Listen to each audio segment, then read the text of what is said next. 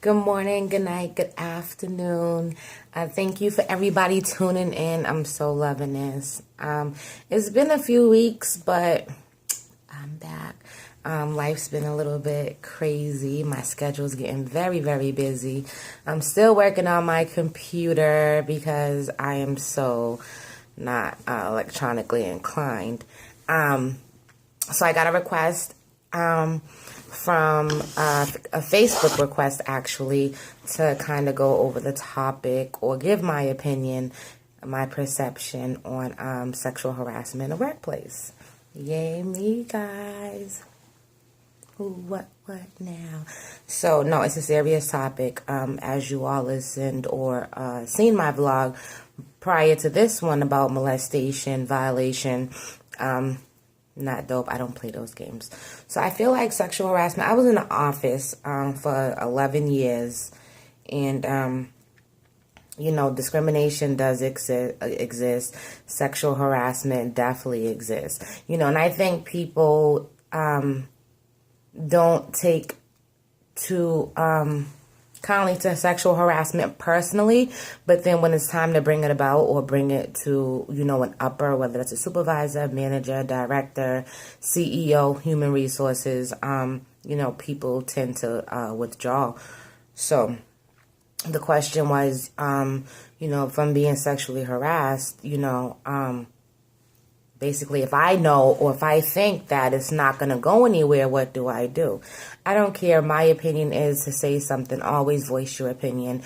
If you have an anonymous hotline, see what your rules and regulations are to your job. Go back through your handbook. Write a letter. You can always write an anonymous letter to your company, mail it to them, and then just get the bug in someone's ear that way.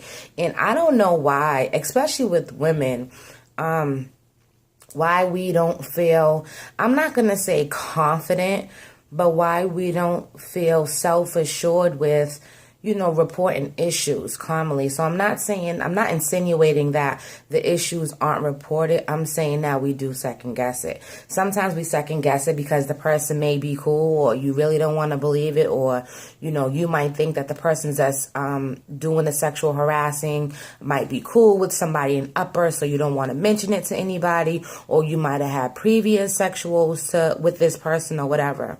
I don't care any of the above. If you say no, if it's improper, if it's not supposed to happen, if it's against your job's rules and regulations, report it. Even if you think nothing happens, nothing will happen, report it. And there's always different resources outside the company's policies to get the issue addressed. It's unfortunate because I feel like when we do think that people have relationships, with management or with supervisors, we tend to kind of stay confined in a shell. And then, you're going here to make this money and then you're not comfortable, or the person just thinks you're playing, and it's not okay. It's not okay by any shape, way, or form. So I definitely think that you and all of you should always report being sexual harassed, and it's crazy because if you've seen a child, for example, if you've seen a child being sexual harassed at school, walking down the street, on a bus, or any of the above, are you going to say something? Natural instincts as an adult, you're going to say something. So you should look at it, kind of in that hindsight, like, I'm going to say something, because at the end of the day, if I'm telling you to stop, or you jokingly, looking at me in a sexual way or complimenting me with sexual thoughts or sexual remarks, and you're letting somebody know, and it's a constant thing, I would definitely say something. If somebody's touching you the wrong way, or they're too touchy-feely when they talk to you, because we talk with some people, I do, I'm one of them, I talk with my hands. So some people talk, touching and rubbing you, they're on your shoulder, they're kind of brushing off you, and, if that makes you uncomfortable when you're saying something, and, that person's not taking you seriously, then report it.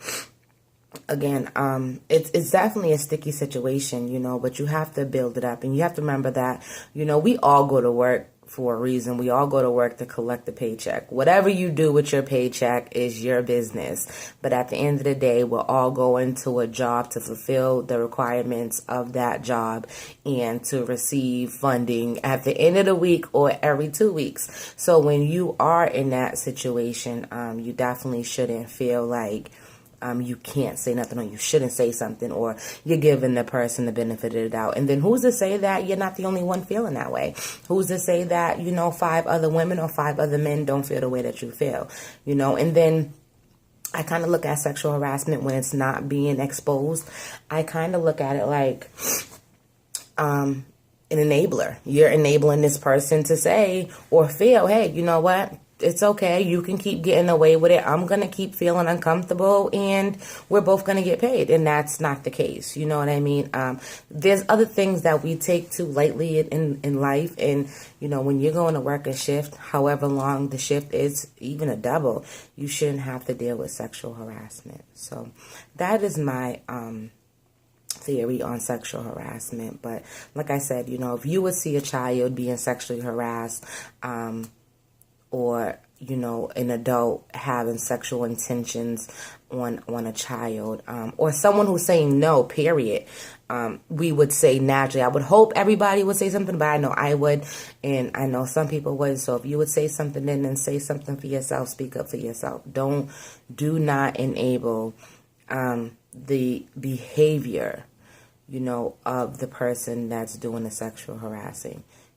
Enabling is a big thing. I think subconsciously we enable people, and we enable behaviors to believe that these behaviors are okay, and these behaviors aren't okay. I've experienced an act of sexual harassment, and it was kind of hard because for me, working in the office, it was kind of like, we're friends, so it's kind of like, hey, how you doing? Like, hey, how you doing? Then it's kind of like, the dress down Fridays. You might want to wear some nice skinny jeans, or, all the clothing is cut up now. So, you might be showing a little bit of skin, but nothing too revealing to insinuate that you want to be touched, or that you want to be sexually harassed, or that you're welcoming anything. And regardless, it shouldn't be accepted. So for me, I kind of, because I know, year after year, me and this person definitely are friends, or work acquaintances. I had to tell him, like, this is like, yo, fall back. I need my little space. I need my little bubble, but no, for real. And sometimes people take it jokingly. You know what I mean? Like, sometimes you just have that rapport with somebody that, you all were so cool and so friendly at one point, and maybe you're not feeling like this. You know what I mean? And you have to let that person know. So that's what I did. I let that person know, like, we're cool. We can laugh. We can joke. We can, shoot the bubbles and craps and stuff. But at the end of the day, you're really making me uncomfortable. You know what I mean? If that person, you would hope that person, because you do have a good rapport with that person respects you. But if that person's really like giving you the yeebie-jeebies and the creeps and oh, you're staring at me and you're still saying sexual slurs to me, then definitely, report it. And people have to be cautious too. Sometimes women, we can be revealing. I'm not going to lie, and I'm not going to always throw shade. But low key, we can be revealing too. For example, I have on this top, but then you don't see no cleavage. You know what I mean? Cleavage. You know what I mean? So it's covered up decently. And then some women just don't care, so you're kind of inviting it. I am not saying that you're inviting sexual harassment. I'm saying that the human mind's theory would be like, what are those? Let me see. Damn, girl. You know what I mean? That's what I'm saying. So you kind of want to be cautious of it and not trigger or excite that person or that hormone or whatever.